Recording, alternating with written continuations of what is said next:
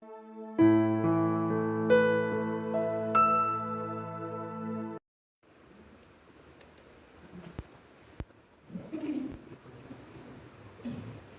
e paz, meus irmãos. Amém.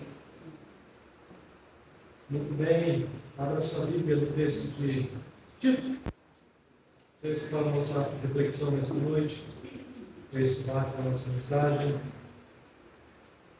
Tito, capítulo 2, versículos de 11 a 14. Tito 2, de 11 a 14.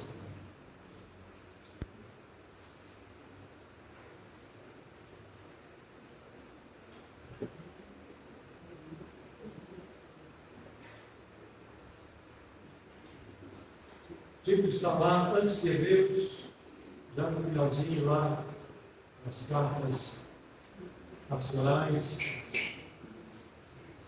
logo depois da Timóteo, para facilitar você encontrar a ele.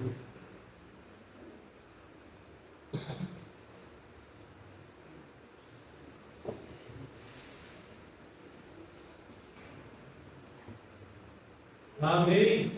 Amém. Com misericórdia. Amém. Muito bem. Depois de achar, acompanhe a leitura do texto sagrado, com reverência à palavra de Deus nesse instante. E que nessa hora, mais do que até aqui, durante o culto, você se esforce aí para consagrar a Deus a sua mente, o seu coração, o seu pensamento e a sua vontade, as nossas crianças, adolescentes, jovens e adultos, para a reflexão da palavra do Senhor. Que você busque receber algum aprendizado nessa mensagem, nessa noite, para o seu crescimento espiritual. Deus fala o seu coração, pela sua misericórdia e graça. Amém. Amém.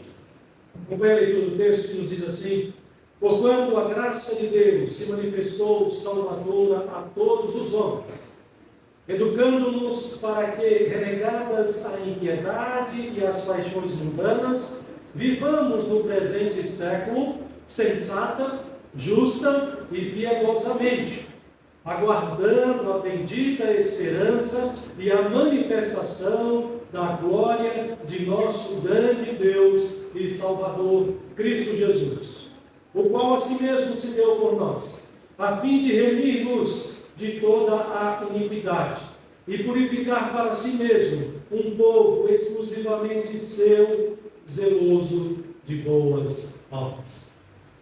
Feche seus olhos, vamos orar mais uma vez. Senhor, diante da tua palavra estamos aqui.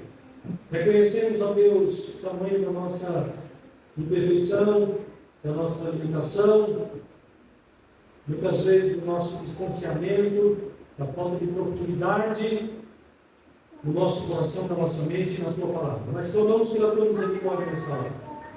Em nome do teu Filho Jesus Cristo, que o Senhor nos assista neste momento, na minha e Pai, na exposição da tua palavra. E aos irmãos, ó Deus, o recebimento da tua palavra nesta noite. Que o Senhor dê compreensão, dê clareza e dê capacidade de aplicarmos a tua palavra em nossas vidas, neste mundo, enquanto aqui vivemos para a glória do teu santo nome. Em nome de Jesus. Amém. Amém. Queridos irmãos, não podemos deixar de falar, lembrar aos irmãos o que nós comemoramos nesses dias. A Reforma Protestante, porque ela tem uma importância tão especial para a nossa fé, para a nossa vida com Deus. A Reforma Protestante do século XVI, ela trouxe um benefício, um impacto muito grande na vida cristã, no cristianismo, no sistema religioso cristão do mundo inteiro. E ela foi necessária. Assim como foi necessária, que vocês viram, a reforma feita por Josias, o rei Josias, lá ainda no Antigo Testamento. E como foi importante aquela reforma. Como foi importante o livro de Deus ser achado. Veja bem, havia se perdido as Escrituras. O povo de Deus perdeu a palavra de Deus.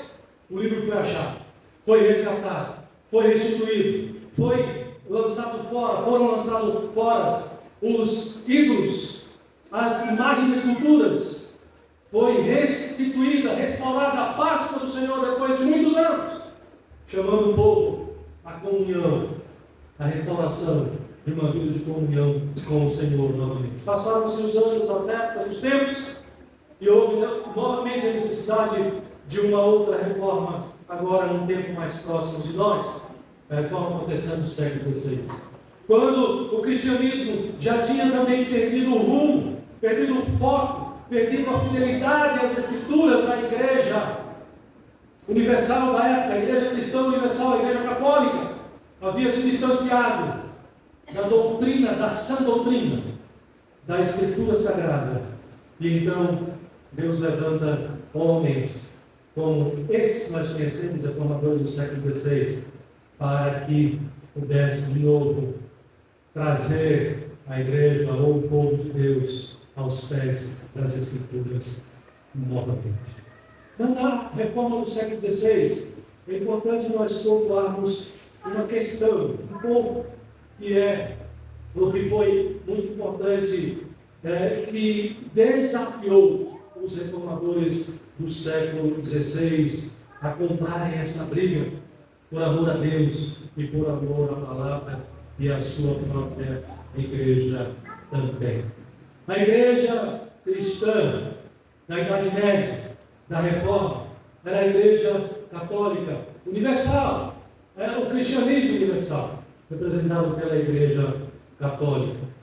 Mas, meus irmãos, essa igreja é a mesma igreja que descende lá dos apóstolos, a igreja primitiva, a igreja que foi instituída aos pés dos apóstolos. Esta igreja cristã, ela, até o ano 300 depois de Cristo, ela se manteve praticamente fiel à doutrina sagrada, aos ensinamentos dos apóstolos. Mas, a partir de 300, houve uma mudança importante e que afetou o rumo da igreja cristã, que foi a subida de Constantino ao poder, o novo imperador, que agora trouxe para debaixo do seu poder, trouxe para debaixo das asas do Estado a igreja cristã.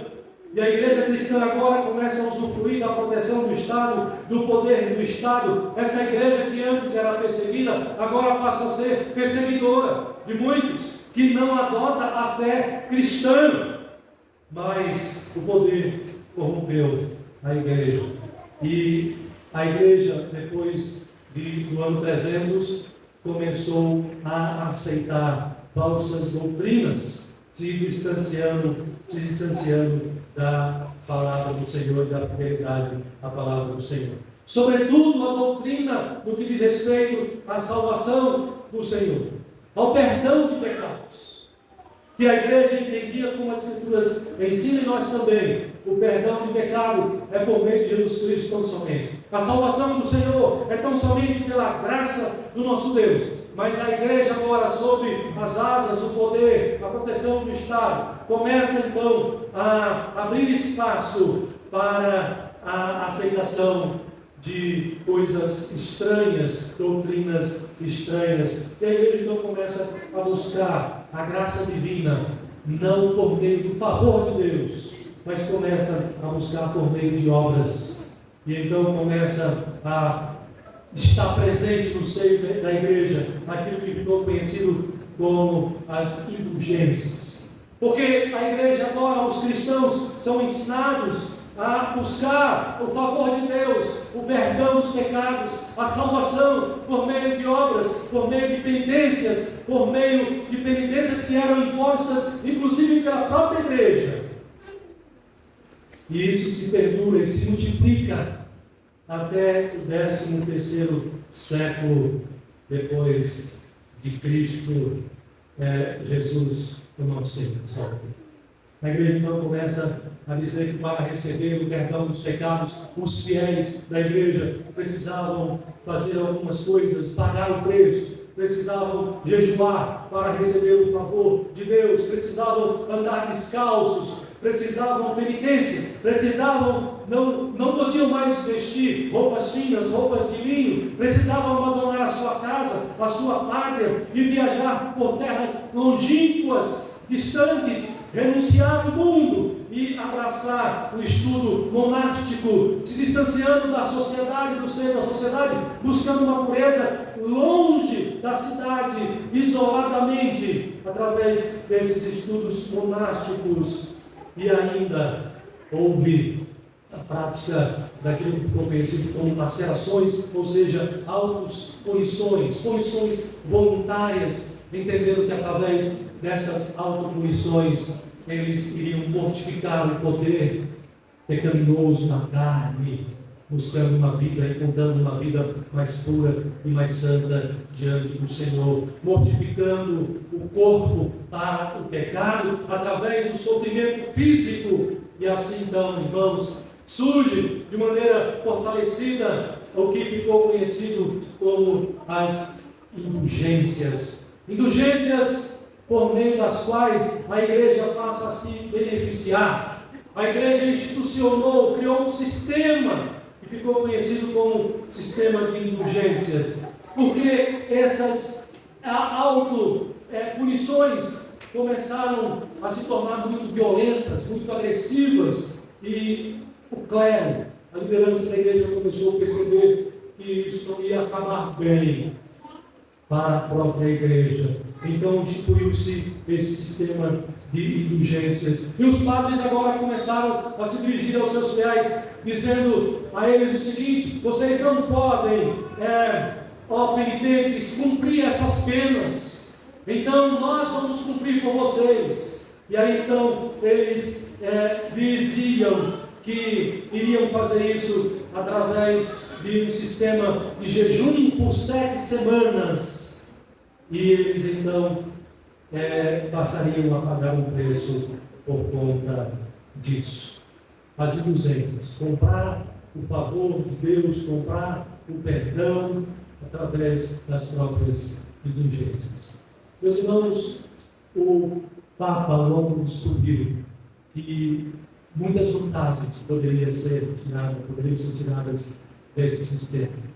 A igreja carecia de dinheiro, a igreja tinha uma necessidade para continuar crescendo pelo mundo afora, e então cada vez mais se fomentava o crescimento e se aumentava cada dia mais a prática das indulgências. Isso se tornou um recurso fácil para a igreja logo encher os seus cofres e se enriquecer. Mas a igreja precisava fundamentar isso teologicamente, porque logo iria começar os questionamentos. E qual o fundamento teológico foi estabelecido? Por via de bula papal. Bula papal é um decreto, uma ordem, uma declaração do Papa, que é conhecido como bula papal. E então, para fundamentar teologicamente a prática das indulgências, criou-se aquilo que ficou conhecido como o purgatório. Você já deve ter ouvido falar sobre o purgatório. O purgatório era um sistema pelo qual os homens podiam expiar, ou seja, pagar pelos seus pecados. Os pecados que não foram pagos em vida, no purgatório depois da morte, eles poderiam ter então essa oportunidade de pagar. Era um lugar intermediário para que as almas ali ficariam presas e não poderiam, onde não puderam expiar, pagar seus pecados enquanto vidas, ficariam presas ali no purgatório. E essa doutrina, ela é tão oficial, tão formal na doutrina católica, que ela faz parte da Suma Teológica de Tomás de Aquino. Tomás de Aquino foi o teólogo mais importante da Igreja Católica. E essa doutrina faz parte da Suma Teológica de Martinho Lutero. Então agora os fiéis começam a pagar pelas indulgências, e tarifas das indulgências foram estabelecidas até para pecados específicos. Pecados de incesto, pecados de homicídio, pecados de perjúrios, pecados de infanticídio. Tinha determinadas indulgências já estabelecidas pela própria igreja. Não estamos falando de outra igreja, senão a igreja cristã que se corrompeu ao longo da história, ao longo do tempo. E aí, irmão, dessa forma, então, através desse sistema de indulgências, a igreja, então, passa a escravizar os seus fiéis, se tornam escravos da própria igreja, porque quem não desejaria ter o perdão dos seus pecados?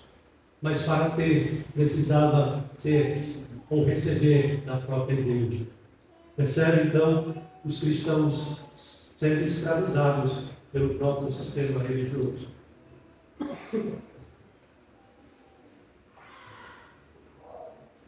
Mas, irmãos, quando nós vamos para o Evangelho não escraviza o homem. Pelo contrário, Jesus disse que o Evangelho liberta. Conhecereis a verdade vos. Meus irmãos, a igreja criou uma muralha entre Deus e o homem, impedindo o acesso do homem direto a Deus. Mas assim como o sistema papal criou essa muralha, separando o homem de Deus, Deus instituiu a reforma para restabelecer essa união entre Deus e o homem, entregando Cristo ao seu povo escolhido. Esse não podia continuar. Por isso, então, Deus levanta esses homens que ficaram conhecidos como reformadores, dentre os quais nós destacamos aqui pelo menos 4, e desses 4, Martinho Lutero é o que ficou mais famoso, mais conhecido, por conta das suas 95 teses, que foi fixada na abadia de Wittenberg, lá na Alemanha, na igreja de Wittenberg, na Alemanha, em 1517. Portanto, se não me falha aqui as contas, a reforma protestante está completando 506 anos, é isso? 506 anos de história durante este ano, como nós estamos vendo aqui. Mas não foi só Lutero, foram muitos outros, e dentre esses, como eu disse para vocês, pelo menos 4 ficaram mais conhecidos, além de Lutero, Zwinglio, já deve ter ouvido falar de Zwinglio, João Calvino foi um outro reformador também importante, e o Menno Simons também, um outro reformador importante também. Contudo, Lutero ficou conhecido como o gênio teológico, o gênio teológico criador de toda a reforma protestante. Mas eu tenho uma pergunta para vocês. Vocês puderam perceber um pouquinho aqui do poder que tinha a igreja na época. E esses homens se levantaram contra algumas doutrinas que eram ensinadas pela igreja. Portanto, se levantaram contra a igreja. Você já parou para pensar o que motivou esses irmãos a se levantar contra a igreja universal? A igreja que era a única igreja cristã na ocasião e que tinha todo esse poder. O que fez com que esses homens, o que moveu o coração desses irmãos a se levantar e lutar contra essas doutrinas e a favor do Evangelho? O que motivou?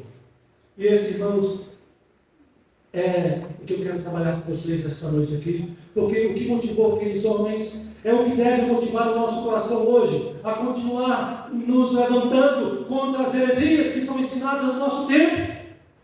Porque as falsas doutrinas não pararam apenas no século XVI, elas continuam. E como esses irmãos do século XVI, nós também, servos de Deus, crentes, pessoas convertidas, precisamos também continuar levando a mensagem de Deus com fidelidade. E desta forma nós precisamos denunciar as falsas doutrinas.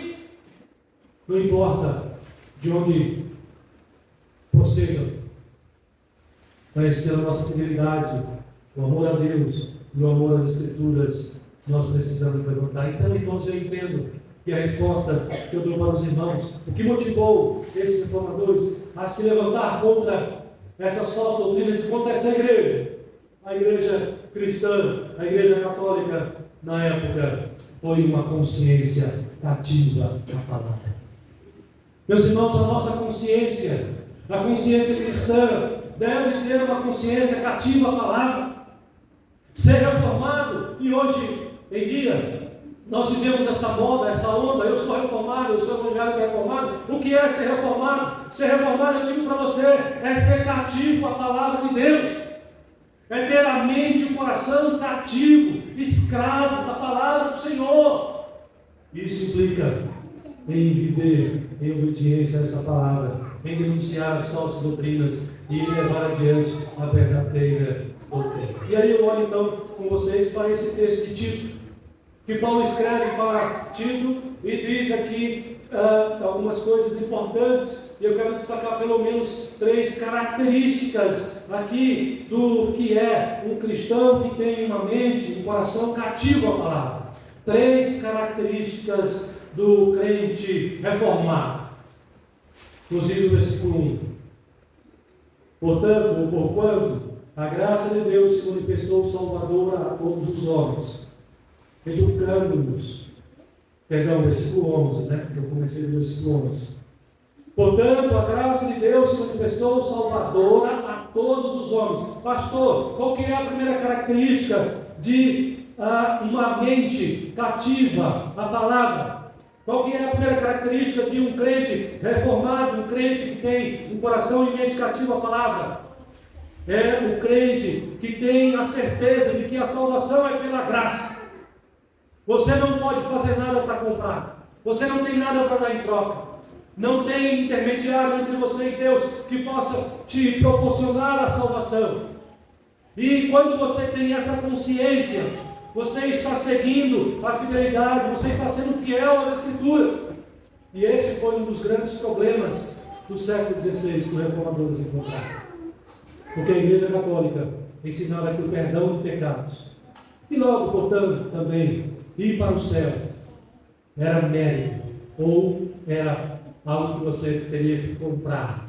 Portanto, era obra humana.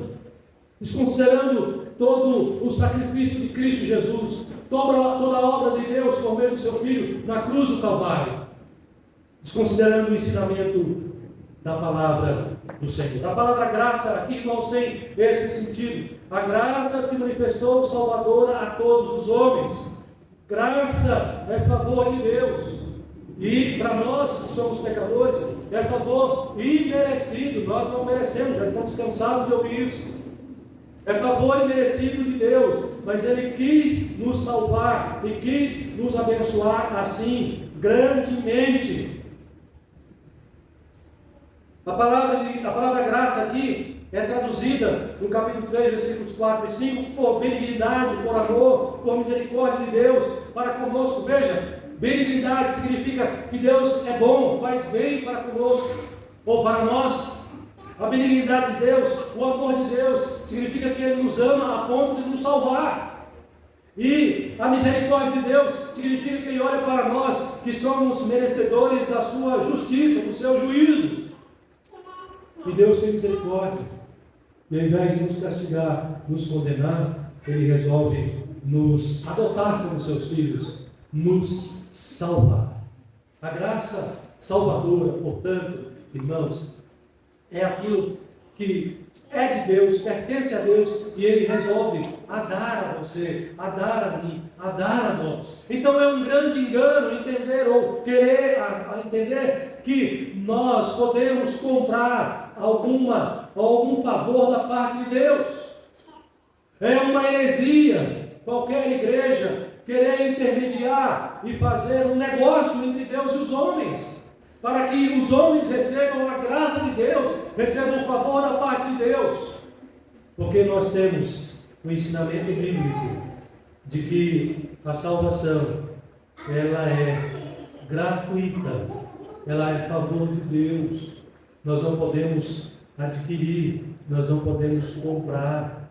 Quem comprou foi Cristo, porque Ele pagou um alto preço para nos salvar, para nos conceder a salvação. Percebe que é diferente quando você leva essa mensagem do que quando você, como igreja, você diz: olha, você quer receber o seu perdão, você precisa cumprir essas determinações que a igreja estabeleceu. Você fica preso à igreja. Para ter um favor divino, você tem que passar pela igreja. Você tem que obedecer às determinações da igreja, às indulgências que a igreja estabeleceu. Mas quando você diz, olha, o Evangelho diz que a salvação é favor de Deus, que Ele enviou o seu Filho para morrer por mim e por você, que basta você crer. Você não está preso, você não é escravo da igreja mais. Basta você crer em Jesus Cristo como teu Senhor, como teu Salvador, para você se tornar um filho de Deus pela fé e desfrutar da alegria, da salvação, da vida eterna que Deus concede a todos os que creem nele e a todos os que amam ao Senhor e ao seu Filho e amam a sua palavra. Percebe, irmãos, como é diferente? Percebe como é libertador?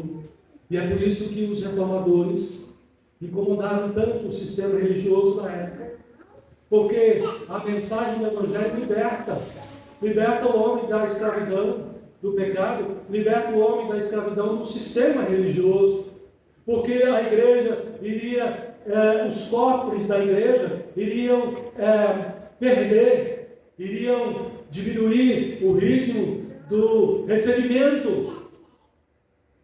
E por isso que homens como Lutero, homens como Calvino, foram tidos como inimigos da igreja cristã da época. Não naquela época, mas até nos dias de hoje também.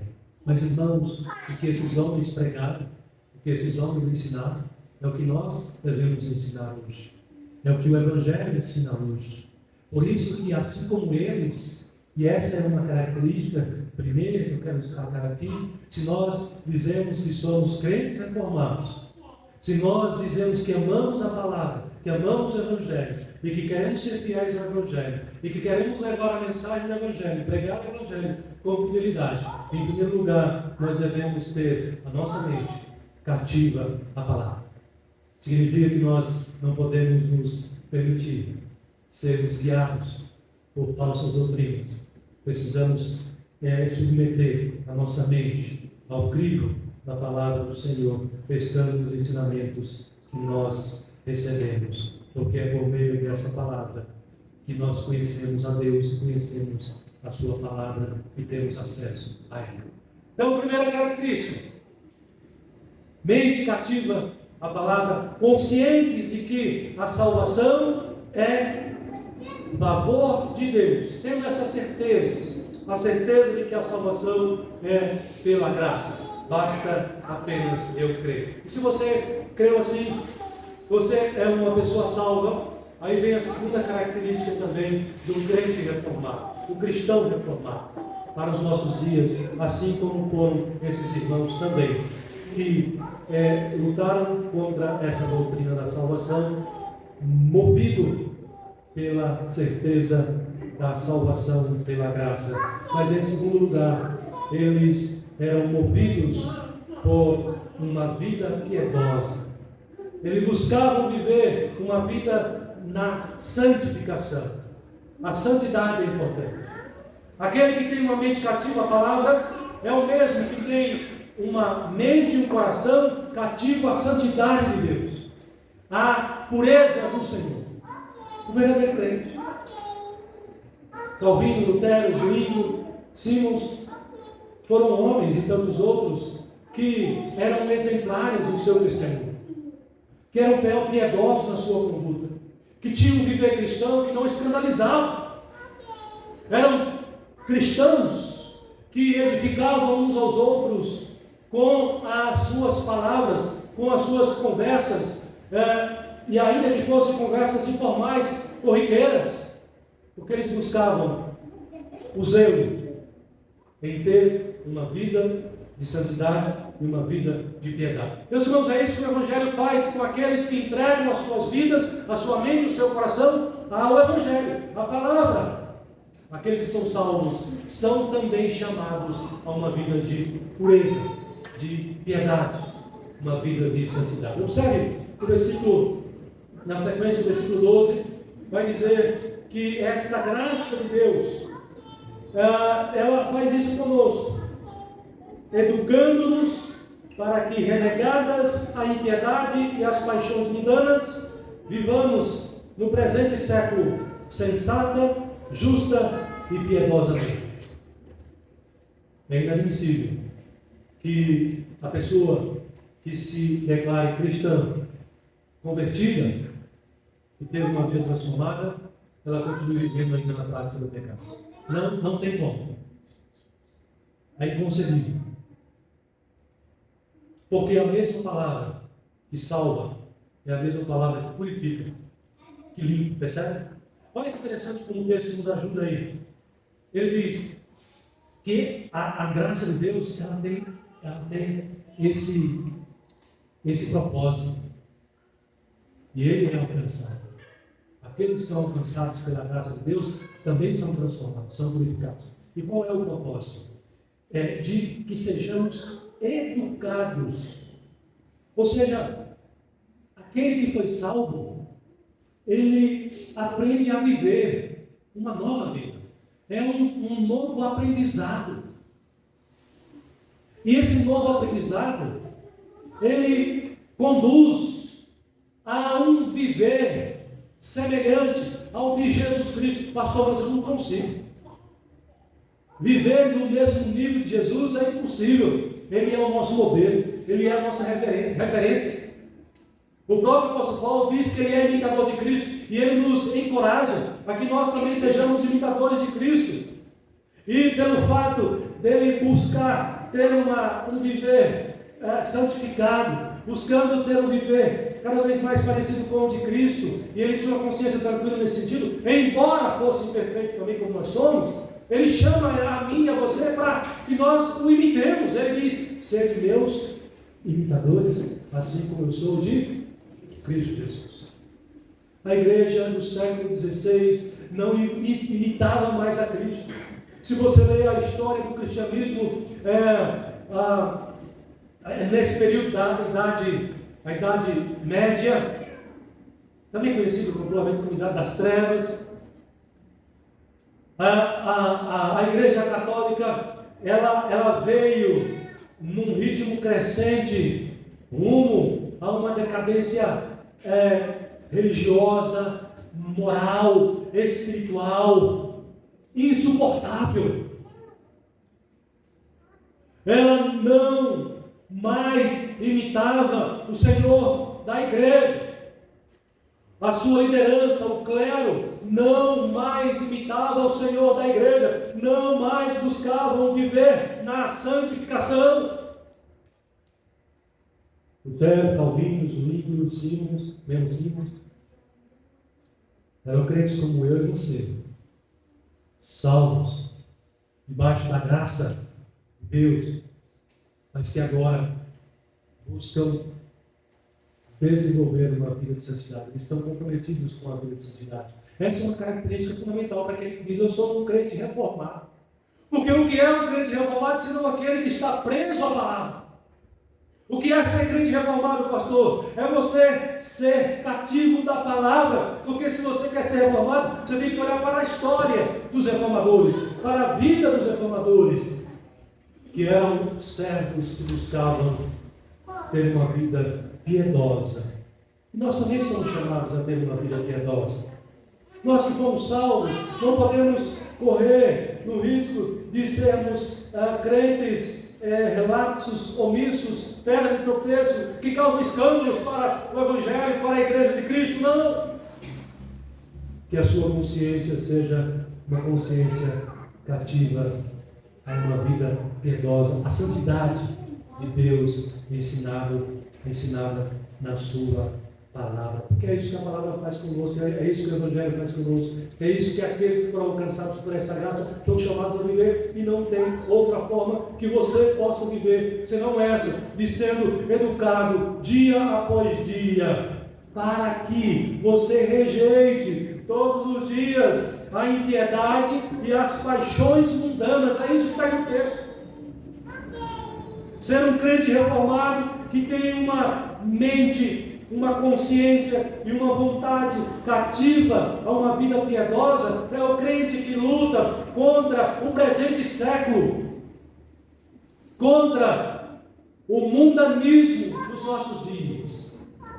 Nós não podemos, o crente reformado não pode ser confundido com o ímpio, com o não crente. Ele precisa ser conhecido por um viver piedoso, por um viver que imite a Cristo Jesus. Que as pessoas olhem para você e te conheçam pelo bom caráter cristão que você vem desenvolvendo aos pés do Senhor. Que eles olhem para você e confundam você com os reformadores do século XVI, se eles conhecerem a história dos reformadores do século XVI. Que nós, irmãos, possamos cumprir esse propósito de Deus em nós, de não sermos influenciados pelo mundo, mas de influenciarmos o mundo com uma vida cristã, uma vida que faz diferença, porque nós buscamos seguir a palavra de Deus, obedecê-la fielmente diante do Senhor, diante das pessoas à nossa vida. Mas há uma terceira característica que eu quero compartilhar com os irmãos ainda nessa noite.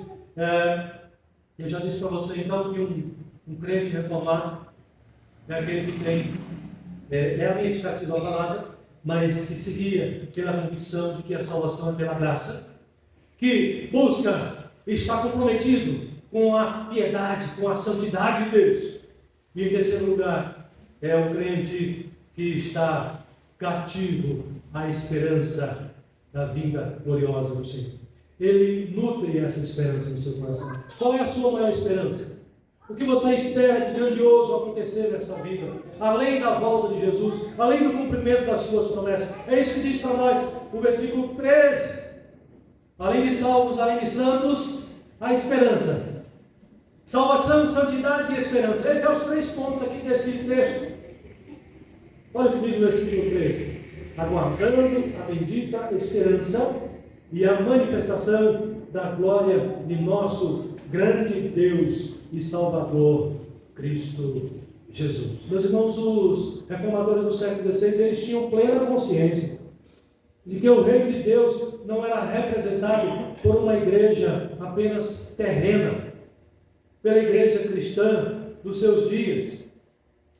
Eles tinham plena convicção e o compromisso deles não era apenas com o sistema religioso da igreja católica do século XVI.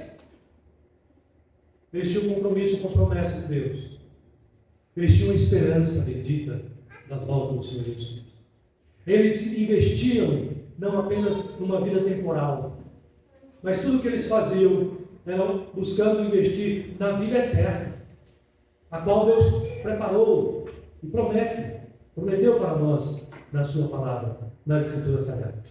Então aquele que tem a consciência de que a salvação é dádiva de Deus para nós, é favor de Deus para nós, e já desfruta dessa salvação, ele também nutre essa esperança.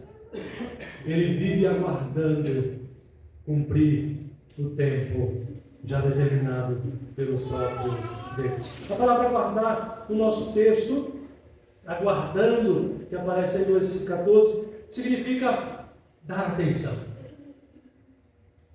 Então, o crente reformado, o crente que tem a mente cativa às Escrituras, ele busca entender os sinais dos tempos, comparando com o que a Bíblia diz. Ele busca entender os ensinamentos da palavra do Senhor. Ele busca obedecer a toda a palavra nessa vida de fidelidade, de obediência mesmo ao Senhor, porque ele sabe o que o aguarda lá na frente. E ele tem plena convicção disso. Nossa esperança, irmãos, não é um tiro no escuro. O que nós esperamos não é uma sorte lançada. Será que vai acontecer? Será que não vai acontecer? Não. O apóstolo Paulo está nos ajudando aqui a entender que aqueles que foram salvos, que são santos na presença do Senhor, eles estão aguardando. Você vive assim? Os cristãos reformados do século XVI viviam assim, aguardando o cumprimento da promessa. Você vive assim? Você vive hoje esperando como se Cristo fosse voltar amanhã? Ele pode voltar amanhã. Ele pode voltar a qualquer momento, não sabemos quando. Você está vivendo, nutrindo essa esperança Você se lembra dessa promessa? Você não esqueceu essa promessa? É preciso se esquecer, tirar a poeira. É preciso que você viva a sua vida guiando-se por essa promessa, por essa esperança. Alimente essa esperança de que Jesus voltará para nos buscar. Alimente a esperança de que a sua vida não tem o sentido na vida temporal, mas que há uma vida eterna preparada para mim e para você. Alimente essa esperança, porque ela é bíblica, porque ela é promessa do Senhor para o que crê, para o que Ele quis salvar, para o que Ele quis santificar, tornar santo.